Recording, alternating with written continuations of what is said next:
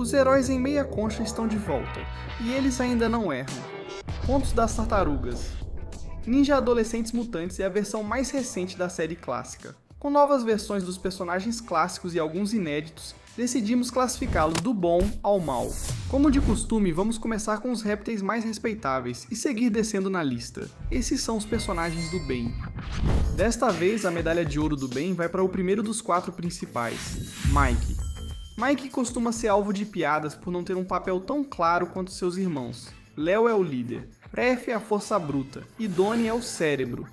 Mas o que isso faz de Mike? Bem, eu diria que é bem simples. Ele é o coração. Como em Caos Mutante e em outras versões das Tartarugas Ninja, Mike é visto como tranquilo e amigável. Esses caras não são nossos inimigos. Eles vão explodir o paredão e inundar a cidade.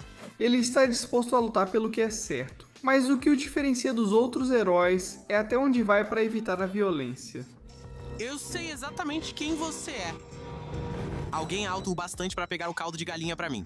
No primeiro episódio, ele incentiva o Raph a ser gentil com as pessoas em vez de só lutar. E esse senso de bondade aparece em todo o arco, com ele até parecendo se sentir mal por insultar oponentes, como na luta com Lee. O que garante a medalha de ouro para ele em relação a todos os outros, porém, é o fato de que a bondade do Mike não se limita aos seus amigos e família. Embora saiba que Rod, estagiário do Bishop, faça parte de um plano para exterminar sua raça, Mike não hesita em empurrá-lo para longe de uma grande explosão de fogos, salvando-o. Mais tarde, ele enfrenta um Mechazoid para proteger Rod e Pigeon Pete. Apesar de não ter sido fácil definir essa ordem, Mike é um personagem difícil de superar em uma batalha de boa vontade. O lado esquerdo do cérebro é tão importante quanto o direito, por isso nossa medalha de prata da bondade vai para o Donnie. Donnie tem mais destaque nesta série do que em Mutant Mayhem, o que é um ponto positivo. No episódio 4, ele inicia em grande estilo ao fazer um Mechazoid mirar nele, em vez de 2 policiais mais interessados em escrever um livro sobre mutantes do que proteger as pessoas. Deixem eles em paz.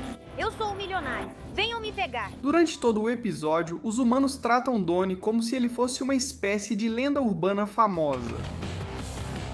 Ei, podemos pegar um autógrafo?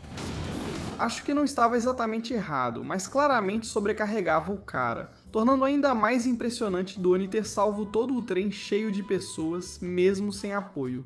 Ele talvez tenha o confronto mais direto com a Bishop entre as tartarugas, além de criticá-la com razão por sua hipocrisia. Falaremos disso depois. Ele usa a tecnologia dela contra ela ao criar um robô que protege mutantes. No fim, assim como Mike, é surpreendentemente simpático. Ao relembrar o episódio do trem, ele sugere que a Bishop talvez tenha um passado trágico desconhecido e depois apoia a Wingnut em um momento de pânico. A medalha de bronze do bem vai para outra tartaruga, mas não uma tradicional, é o Metalhead. Tudo bem, admito que esse cara não recebe destaque, mas fala sério, quanto mais você precisa para se convencer? Ele é um robô amigável criado apenas para proteger os mutantes que a Bishop quer eliminar. Ele até é destruído tentando protegê-los e chega a pedir desculpas aos seus inimigos por destruí-los. Eu peço desculpas, sinceramente. Espero que eles os reconstruam depois, porque convenhamos, esse é o auge do design de personagens. Mas ele é um robô, provavelmente podemos só ligá-lo depois. A gente venceu mesmo! O próximo é nosso primeiro mutante que não é tartaruga, Pigeon Pete. Ele fala pouco, pelo menos até o fim da temporada. Você me acolheu, e eu nunca vou esquecer isso, então obrigado. Embora tenha sido criado acidentalmente pelo Mike, esse carinha que virou um grandalhão acabou se tornando um dos aliados mais confiáveis das tartarugas. No episódio 6, ele foi realmente o responsável por parar o ataque dos Mechazoids, sendo o único capaz de erguer o pulso de MP alto o suficiente para desativá-los. Ele pode não saber contar, mas certamente é alguém em quem se pode confiar, o que lhe dá muito crédito. Agora é hora de falar sobre Splinter. Splinter amadureceu desde Mutant Mayhem, permanece um pai dedicado e preocupado com seus filhos e alguém altruísta com os mutantes em geral. Mas ele está bem menos super protetor do que antes. Ele confia tanto nos meninos que até os manda sair na tempestade em grupos para aprenderem a lidar melhor com os mutanimais. Todos precisam sair daqui. Você quer que a gente saia, mas eu preciso de treino. Vocês são tartarugas, um pouco de água faz bem. Embora a gente tenha que criticar um pouco essa atitude, já que ele dá a entender que fez isso pelo menos em parte para ter um pouco de paz e sossego, mas eu ainda diria que ele merece isso. Ele recebe a medalha do pecador perdido por um motivo que de fato é engraçado. Como Jackie Chan não reprisou seu papel na série, Splinter passa a maior parte do tempo falando em linguagem de roedor por causa de sua nova namorada, Scumbag. Acho que essa é uma forma de economizar com dubladores. Em seguida, temos o que é mais ou menos o líder da equipe, Leonardo. Quando o assunto é moral, ele é um pouco contraditório. Apesar de ser do bem, sua boa vontade costuma levar seus irmãos a agir de forma diferente do habitual. Isso fica claro na primeira metade da temporada, quando ele convence a equipe a investigar o alerta de mutante. Depois, ainda os convenceu a ajudar a salvar Bishop dos próprios robôs rebeldes dela. Tudo isso é positivo em seu histórico, mas não podemos colocar Léo em posição mais alta pelo mesmo motivo que ele recebe a medalha do Centro do Orgulho. Léo não sabe muito bem ouvir. No episódio 11, ele ignorou que Pete tentava alertá-lo sobre um perigo, pois estava ocupado demais criticando Pete por não ouvir. Qual é o problema dele? Desculpa por ele. Ele só é um mutante há algumas semanas. Isso mostra que Léo tem um grande problema de ego, sempre achando que é superior aos outros e relutando em considerar outros pontos de vista. Ainda assim, não dá pra negar que ele é legal. Só é um adolescente e ainda precisa amadurecer. Finalmente, chegamos à nossa primeira personagem humana, April O'Neil. O principal motivo de April ficar tão baixa na lista é parecer fã do Drake. Brincadeira. Apesar de antissocial, ela ganha muitos pontos por ser uma amiga incrível. Como aspirante a jornalista, ela usa seu talento para mostrar as tartarugas de forma positiva e faz questão de voltar para ajudar Splinter durante a tempestade. A tempestade só vai piorar. Eu estou indo te buscar. O que impressiona ainda mais por ser uma das poucas personagens sem poderes mutantes ou experiência em combate. Ela é uma ótima amiga, e com sorte veremos mais dela à medida que a série progride. Agora vamos falar do último dos 4 principais, Ref. Vou começar este com uma surpresa. Raph não vai receber a medalha do Raph. Sei que é uma opinião polêmica, mas depois fará sentido. Por enquanto, saiba que ele mostrou mais de suas qualidades nessa série. Apesar da reação inicial, Raph levou a sério o conselho do Mike de ser legal com inimigos e usou isso para escapar de um conflito quase mortal com os Dragões Roxos. Nós somos os Dragões Roxos e dominamos a 7ª entre a Rua 40 e a Rua 42. Mudei de ideia. Se ainda duvida que ele amadureceu, no episódio 6, as tartarugas enfrentam Bishop. Bishop está propondo um plano de genocídio de mutantes. Mesmo assim, o Raph sugere inicialmente que eles conversem sobre isso. O Raph continua sendo o mesmo cabeça quente e hilário que a gente conhece e ama, mas ele também ganhou um pouco da paciência e autocontrole que precisava. Você tem que dar ao povo o que eles querem. Mas se você recusar essa paciência e autocontrole, foi bom te conhecer. Fechando a categoria dos mocinhos, temos uma entrada geral para os mutanimais: Ray Filé, Scumbag, Wingnut e Leatherhead. Isso mesmo, todos os mutanimais de Caos Mutante fizeram um retorno triunfante na série. Bem, quase todos eles. Pessoal, eles precisaram ir. Nunca vamos te esquecer, Mondo Jekyll. Mas tirando isso sim, os mutanimais são bem tranquilos. Eles basicamente aparecem para ajudar as tartarugas a aprenderem um pouco mais sobre si mesmas, se identificando com seus defeitos. É claro que é por isso que Mondo Gecko não está lá, porque como todos sabem, ele não tem defeitos. Então vamos só relaxar e curtir? Não há muito a dizer sobre eles, mas todos são bons mutantes quando você os conhece melhor. Agora, vamos aos personagens mais questionáveis, na área moral cinzenta. Antes que digam que esquecemos algum animal mutante, fiquem tranquilos. Genghis Frog está aqui e já recebe a medalha central da gula. Esse carinha comeu tudo que tinha na geladeira, o que já é bem falta de consideração. Mas aí, quando ele e Mike vão fazer compras, ele tenta comer o Mr. Whiskers várias vezes. Querida, eu não quero ficar tão mal assim. Para ser justo, ele desiste, o que, dado seu amor por comer, não deve ter sido fácil. Ainda assim, pode valer a pena ficar de olho nesse cara.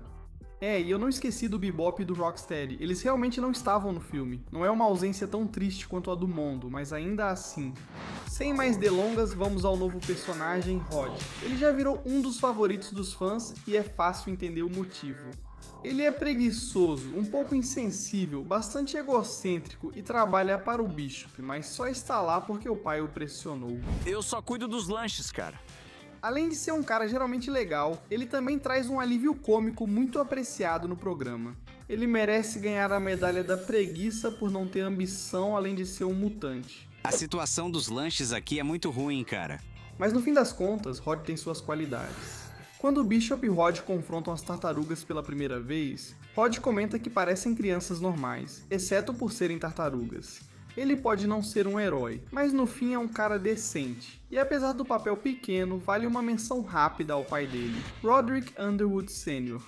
Tem algo sobre caras ricos em desenhos animados que faz você achar na hora que eles são maus.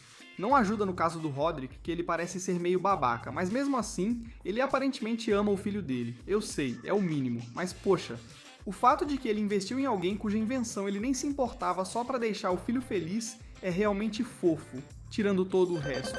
Vai, você não vai acreditar. Eu sei o que eu quero ser, um mutante. Agora estamos finalmente entrando no território dos vilões, começando com Mustang Sally. O primeiro dos 3 do East River, Sally é um cavalo marinho simples. Ele quer ter filhotes e cuidar deles, mas não pode sem um lar. Vou fazer o que for preciso pelos meus filhos. Além de ser uma motivação de vilão tranquila, não podemos tirar muitos pontos por isso. Pelo papel dele no plano dos 3 de inundar a cidade, já que depois ele mostra que não sabia que a maioria dos humanos não sabe nadar e não sobreviveria à inundação.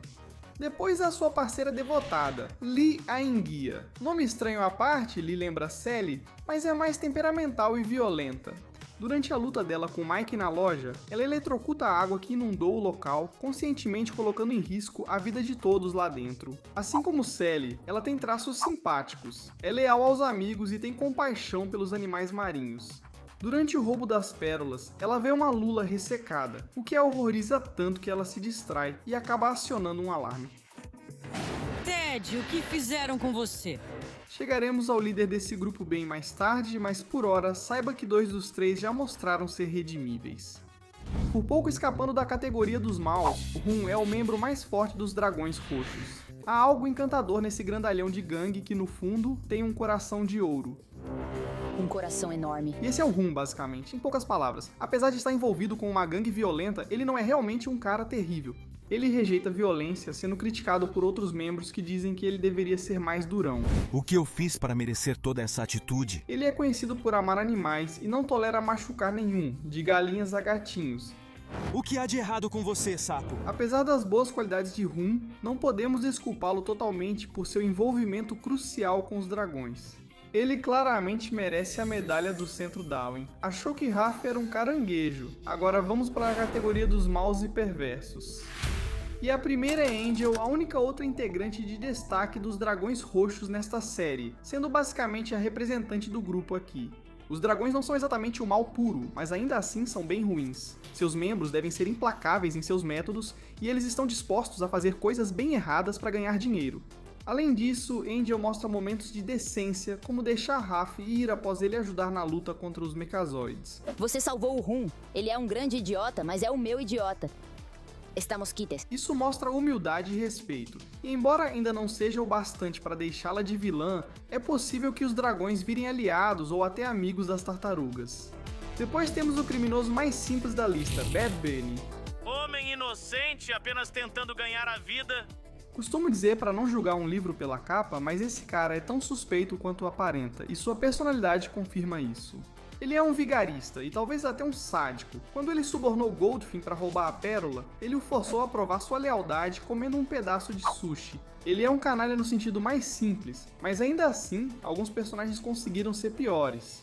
Pode surpreender, mas colocamos os Mechazoides entre os 3 piores, com a medalha de bronze do mal.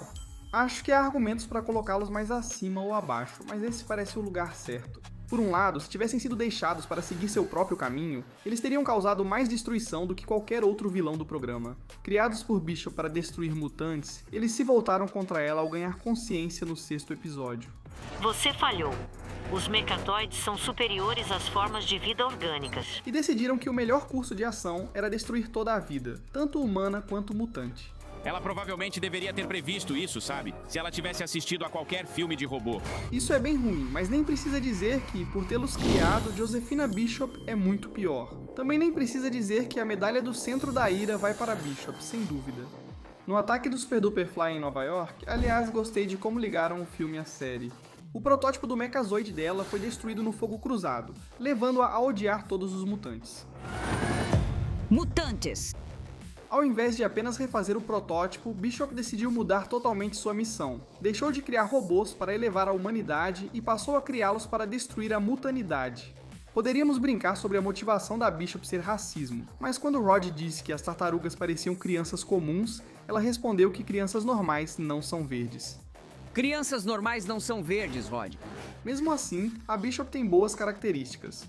Apesar de arriscar ou sacrificar vidas pelo que julga o bem maior, ela demonstra preocupação com a segurança da espécie. Ao descobrir que os Mechazoids atacam humanos com mutações como o Rod, ela tenta desativá-los e coopera com as tartarugas para ajudar. Ela também já fez um par de pernas protéticas para a irmã dela, o que foi bem legal para dizer o mínimo. Infelizmente, toda a boa vontade que ela conquistou com essas ações se perde no final do episódio 6. Quando ela tenta se entregar, em um raro ato nobre, a Força de Proteção da Terra lhe oferece um cargo para ajudar na crise dos mutantes. Ela não só aceita isso, como faz sem hesitar, mesmo após as tartarugas salvarem sua vida e ajudarem a salvar todos os humanos próximos. À primeira vista, é difícil pensar em um vilão que possa ser mais maligno. Mas, se você perguntar pra gente, a medalha de ouro da maldade tem que ir pra Goldfin. Cara, não é ótimo quando o nome e a medalha combinam assim? Se eu tivesse parado no episódio 11, facilmente colocaria Goldfin no fim da Zona Cinzenta. Quer dizer, ele é um terrorista que quer inundar a cidade para recuperar sua casa, mas só tenta retomar o único lugar que seu povo conhece. Isso não é crime, né? Na verdade não seria, mas é isso que Goldfin quer que você acredite. No episódio 12 é revelado que ele está em conluio com Bad Bernie e não tem nenhum plano de devolver a pérola para seu verdadeiro lar no oceano, o que significa que ele mentiu para os amigos o tempo todo em que estiveram em terra firme. E se você acha isso ruim, fica ainda pior. Durante o roubo e a luta com as tartarugas, Goldfin derruba o museu, enquanto as tartarugas e a equipe do East River estão embaixo, demonstrando disposição para matar o melhor amigo de infância e sua família por afinal, qual motivo? Por isso, meus amigos, Goldfin recebe tanto a medalha de ouro do mal quanto a do centro da ganância. Goldfin queria usar o dinheiro da venda da pérola para viver como um rei. Não há problema em desejar uma vida melhor e confortável. Isso é até admirável. Mas sacrificar todos que você já amou, tentar matá-los 2 vezes e ainda praticar canibalismo, que até esqueci por um momento, é um novo nível de perversidade. Sinceramente, não acredito que você fez isso. Você é tipo um canibal entre peixes. Isso é muito perturbador, cara.